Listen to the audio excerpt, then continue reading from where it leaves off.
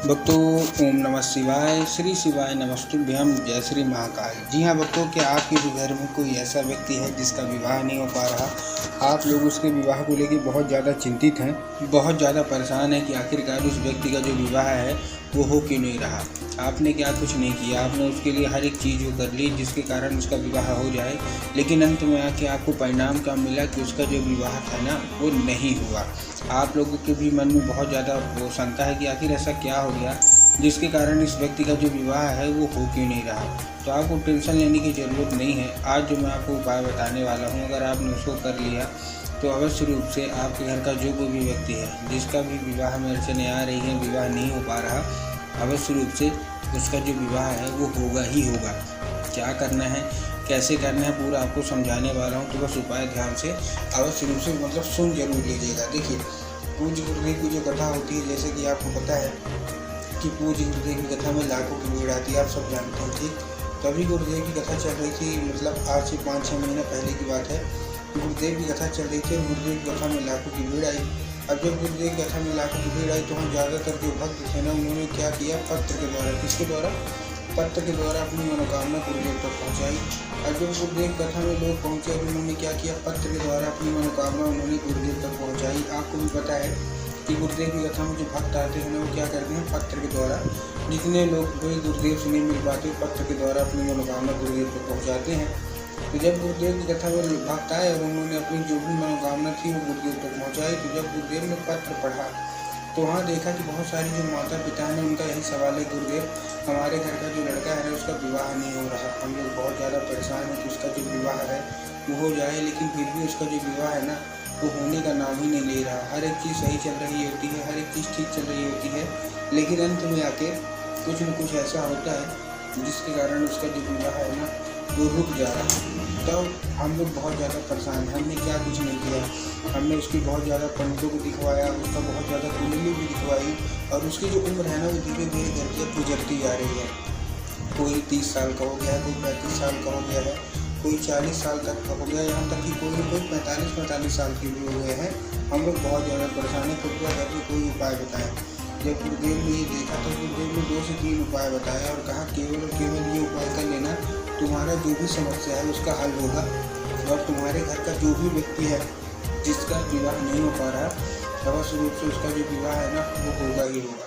अब जब गुरुदेव ने ये उपाय बताया तो लोगों ने जा जाके इस उपाय को घर में करना शुरू कर दिया। अब जैसे ही लोगों ने जा जाके इस उपाय को घर में करना शुरू कर दिया, वही लोग गुरुदेव की कथा में मात्र 1 से 1.5 महीने के बाद वापस आए। अब जब वही लोग गुरुदेव की कथा में वापस आए तो उन्होंने क्या किया, पत्र के द्वारा अपनी मनोकामना गुरुदेव तक पहुँचाई। अब जब गुरुदेव के पास पत्र पहुंचा और गुरुदेव ने पत्र पढ़ा तो वहाँ गुरुदेव ने देखा कि ज़्यादातर लोगों की जो मनोकामना है ना वो पूरी हो गई है। इस बार का जो पत्र था ये गुरुदेव के पास धन्यवाद के रूप में पत्र था कि गुरुदेव धन्य हो आपका, आपके द्वारा बताया गया उपाय हमने कर लिया है, हमारी सारी की सारी जो मनोकामना थी ना वो पूरी हो गई है, आपका कोटि कोटि धन्यवाद।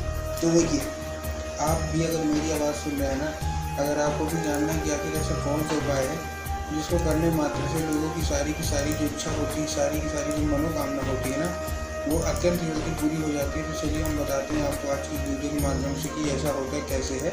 लेकिन उससे पहले चैनल पर अगर पहली बार आए हैं और आवाज़ मेरी पहली बार सुन रहे हैं तो वीडियो कर लें लाइक और चैनल को भी कर लें सब्सक्राइब, ताकि पूजनीय पंडित प्रदीप जी मिश्रा की रोज नए नए उपाय जो कि मैं उनकी कथा से सुनता हूँ, श्रवण करता हूँ, सबसे पहले मैं आपको प्राप्त करना शुरू। ठीक, तो देखिए आपको करना क्या है। जो हमारा सबसे पहला उपाय है 3 काली मिर्च और 1 धतूरे का है। अब देखिए, काली मिर्च और काली तिल में बहुत सारे लोग परेशान रहते हैं कि उनको काली तिल लेना है कि काली मिर्च लेना है, इसलिए गुरुदेव ने साफ साफ बताया है कि आपको काली मिर्च लेना है। ठीक, ले लिया, उसके साथ आपको 1 धतूरा चाहिए। ठीक, धतूरा ले लिया। धतूरा लेने के बाद आपको उसी व्यक्ति को दे देना है जिसके मतलब आपके घर में जिसका विवाह नहीं हो पा रहा। ठीक, दे दिया। देने के बाद आपको करना क्या, उसको भेज देना है सीधा शिव मंदिर। शिव मंदिर जैसे ही उसको भेजेंगे, शिव मंदिर भेजने के बाद उसको क्या बोलना है कि दक्षिण दिशा में खड़ा हो जाए और उत्तर की ओर अपना चेहरा कर ले। अब देखिए, दक्षिण और उत्तर में भी बहुत सारे लोग कंफ्यूज होते हैं कि दक्षिण क्या है उत्तर क्या है, हमको थोड़ा साफ साफ बताओ। तब गुरुदेव ने साफ साफ बताया कि आप जिस भी शिव मंदिर जा रहे हैं तो शिव मंदिर के उधर साइड जगह भारी होगा, आपको अपना चेहरा उधर साइड करके खड़े हो जाना है। ठीक, खड़े हो गए। खड़े होने के बाद आपको एक नाम लेंगे, कौन सा, महादेव का बहुत ही सुंदर सा नाम है, श्रम्भेश्वर महादेव। कौन सा नाम, श्रम्भेश्वर महादेव। तो तो बस आपको करना क्या है, आपको श्रमहेश्वर महादेव का नाम लीजिए, उन्हीं का स्मरण करके आपको क्या करना है, चुपचाप अर्पित कर देना है बस। पूज करके कहते हैं कि अगर आपने श्रमहेश्वर महादेव का ये उपाय कर लिया ना, तो अवश्य रूप से जो मनोकामना है वो पूरी होनी ही होनी है। ठीक, ये था हमारा कौन सा, ये था हमारा पहला उपाय। अब हम चलते हैं अपने दूसरे उपाय की। अब जो देखिए, जो हमारा ये वाला उपाय है वो 11 लाल फूल का उपाय है, लेकिन ये जो 2 उपाय मैं और आपको बताने वाला हूँ, विवाह का सबसे बड़ा उपाय है। तो पहले उपाय में आपको क्या करना है, 11 लाल फूल लेने हैं। अब 11 लाल फूल कोई से ले सकते हैं, गुलाब का ले लीजिए, गुड़हल के ले लीजिए, जिसका भी आपका मन करे आप फूल ले लीजिए। ठीक, फूल लेने के बाद बस एक दो चीज़ आपको ध्यान रखना है, फूल कहीं से भी कटा फटा नहीं होना चाहिए, कहीं से खंडित नहीं होना चाहिए और कहीं से मुरझाया हुआ नहीं होना चाहिए। ये 2-3 चीज़ों का ध्यान रखना है। ठीक, और दूसरी चीज़, जो फूल है वो एक किस्म का होना चाहिए। अगर गुलाब का ले रहे हैं तो केवल गुलाब का लीजिए, अगर गुड़हल का ले रहे हैं तो केवल गुड़हल का लीजिए। ये नहीं करना कि 2 फूल गुलाब के ले लिए, 3 फूल गुड़हल के ले लिए, 4 फूल किसी और के ले लिए, ये चीज़ आपको नहीं करना। ठीक, ले लिया आपने फूल लेने के बाद आपको करना क्या है, जैसे आपने फूल ले लिया, फूल लेने के बाद पहुँच जाइए सीधा शिव मंदिर। अब जैसे आप शिव मंदिर पहुँचेंगे, शिव मंदिर पहुँचने के बाद आपके दिमाग में आया होगा कि जाएंगे, और जाने के बाद आप क्या करेंगे, बाबा भोलेनाथ के ऊपर अर्पित कर देंगे, जो कि पूर्णतः गलत है। आपको बाबा भोलेनाथ के ऊपर अर्पित नहीं करना, आपको कहाँ अर्पित करना है, आपको अर्पित करना है माता सूप सुंदरी की जगह। अब देखिए, जिनको पता है कि माता सूप सुंदरी की जगह कहाँ होती है उनका तो ठीक, लेकिन बहुत सारे ऐसे लोग हैं जिनको यही नहीं पता कि माता सूप सुंदरी की जगह होती कहाँ है।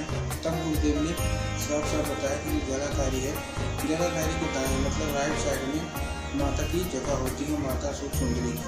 तो बस आपको करना क्या है, माता सूप सुंदरी की जगह पे आपको चुपचाप क्या कर देना है, आपको अर्पित कर देना है बस। वही गुरुदेव कहते हैं कि अगर आपने माता सूप सुंदरी को 11 लाल फूल अर्पित किए तो बस शुरू से माता प्रसन्न होंगी ही होंगी। ठीक, ये था दूसरा उपाय। अब हम चलते हैं अपने तीसरे और आखिरी उपाय की। तो हमारा देखिए, जो तीसरा और आखिरी उपाय है वो क्या है, इस उपाय में आपको लाल चंदन लेना है, केवल आपको लाल चंदन लेना है और लाल चंदन लेके पहुँच जाना है सीधा शिव मंदिर। ठीक, पहुँच गए शिव मंदिर पहुँचने के बाद अभी मैंने आपको माता सूप सुंदरी की जगह बताई। बस आपको करना क्या है, माता सूप सुंदरी की जगह पे आपको अपने दाहिने हाथ की कोई एक उंगली से, कौन से, दाहिने हाथ की मतलब राइट हैंड की कोई भी एक उंगली से आपको क्या करना है, आपको अपने मतलब बिंदी के रूप में वहाँ टीका लगाना है और बिंदी के रूप में टीका लगाते लगाते जो भी इच्छा होगी, जो भी मनोकामना होगी वो मानते रहना है कि माता ये मेरी मतलब मनोकामना कृपया करके इसको पूरा करिए। ठीक, अब क्या होगा, वो मनोकामना आपकी वो हो जाएगी। अब क्या करना है, उसी जगह पे आपको फिर से हाथ टच करना है और हाथ बिना धुले उसी को लेके घर आ जाइए। घर आने के बाद जहाँ आप लोग सोते हैं, जो आपका कमरा होगा, कमरा जिधर साइड आप अपना सर करके सोते हैं, उधर साइड की जो दीवार होगी आपको 3 बार वही फिर से लगा देना है दीवार में। पूज्य गुरुदेव कहते हैं उस चंदन के जरिए स्वयं माता सूप सुंदरी आपके घर में प्रवेश करती हैं।